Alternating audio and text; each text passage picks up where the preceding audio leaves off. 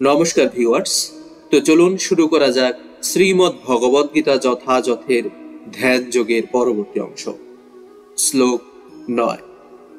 সুরিত মিত্রারি উদাসীন মধ্যস্থ দৃশ্য বন্ধুষু সাধুষ্যপি চ পাপেষু সমবুদ্ধির বিশিষ্যতে। যিনি সুরিত, মিত্র, শত্রু, উদাসীন, মধ্যস্থকারী, মৎসর, বন্ধু, ধার্মিক, পাপাচারী ইত্যাদি সকলের প্রতি সমবুদ্ধি সম্পন্ন, তিনি শ্রেষ্ঠতা লাভ করেন। শ্লোক 10। যোগী সঞ্জিত সততমাত্মানং রহসি স্থিত একাকী যত চিত্তাত্মা নিরাশীর পরিগ্রহ। যোগরূঢ় ব্যক্তি সর্বদা পরব্রহ্মে সংযুক্ত হয়ে তার দেহ, মন ও আত্মাকে নিয়োজিত করবেন। তিনি একাকী নির্জন স্থানে বসবাস করবেন এবং সর্বদা সতর্কভাবে তার মনকে বশীভূত করবেন। তিনি বাসনা মুক্ত ও পরিগ্রহ রহিত হবেন।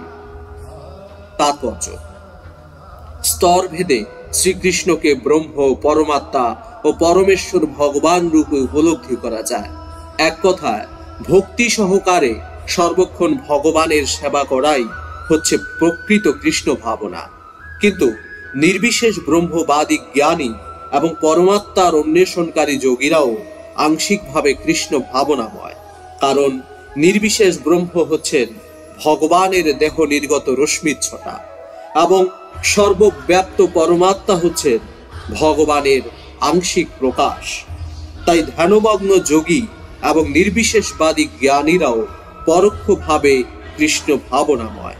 তবে সরাসরি ভাবে কৃষ্ণ ভাবনাময় ভক্তই সর্বশ্রেষ্ঠ অধ্যাত্মবাদী, কারণ এই ধরনের ভক্ত পূর্ণরূপে ব্রহ্ম ও পরমাত্মা সম্বন্ধে অবগত।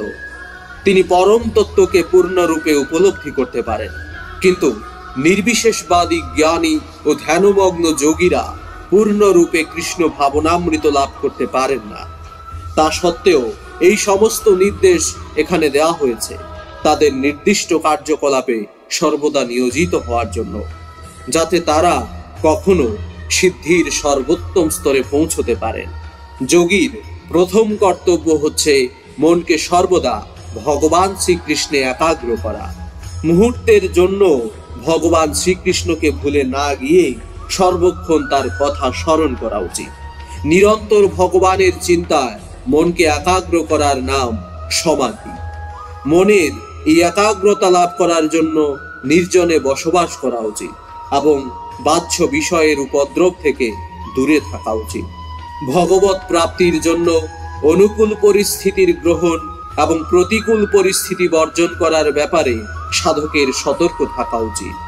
দৃঢ় সংকল্পের সঙ্গে তার অনাবশ্যক ভোগবাসনা পরিত্যাগ করা উচিত, কারণ তা পরিগ্রহ রূপে বন্ধনের সৃষ্টি করে। এই সমস্ত সাধন ও সতর্কতার পূর্ণ পালন তিনিই করতে পারেন, যিনি সর্বতোভাবে কৃষ্ণ ভাবনাময়।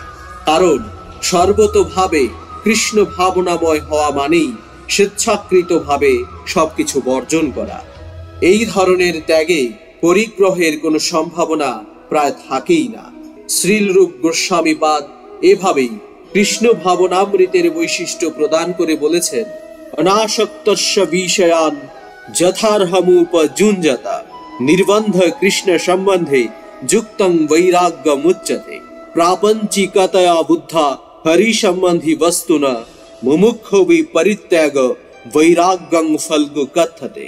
অর্থাৎ বিষয়ের প্রতি আসক্তি শূন্য হয়ে এবং শ্রীকৃষ্ণের সঙ্গে সম্বন্ধ যুক্ত হয়ে ভগবানের সেবার অনুকূল বিষয় গ্রহণ করাকেই বলা হয় যুক্ত বৈরাগ্য। পক্ষান্তরে শ্রীকৃষ্ণের সঙ্গে সম্পর্কের কথা জেনে যে সবকিছু পরিত্যাগ করে তার বৈরাগ্য পূর্ণ নয়, তাকে বলা হয় ফল্গু বৈরাগ্য। কৃষ্ণ ভাবনাময় ভক্ত যথার্থ রূপে জানেন যে সবকিছুই শ্রীকৃষ্ণের সম্পত্তি, তাই তিনি কোনো কিছুই নিজের বলে দাবি করেন না। নিজে ভোগ করার জন্য তিনি কোনো কিছুর লালসা করেন না। তিনি জানেন শ্রীকৃষ্ণের সেবার অনুকূলে কোনটি গ্রহণ করা উচিত এবং প্রতিকূল সম্পন্ন কোনটি পরিত্যাগ করা উচিত। বিষয় ভোগের প্রতি তিনি সর্বদাই উদাসীন, কারণ তিনি সর্বদাই অপ্রাকৃত স্তরে অধিষ্ঠিত। ভগবত ভক্ত ছাড়া আর কারো সঙ্গ করার কোনো প্রয়োজন নেই বলে তিনি সর্বদাই একাকী। তাই কৃষ্ণ ভাবনাময় ভক্তই পরম যোগী।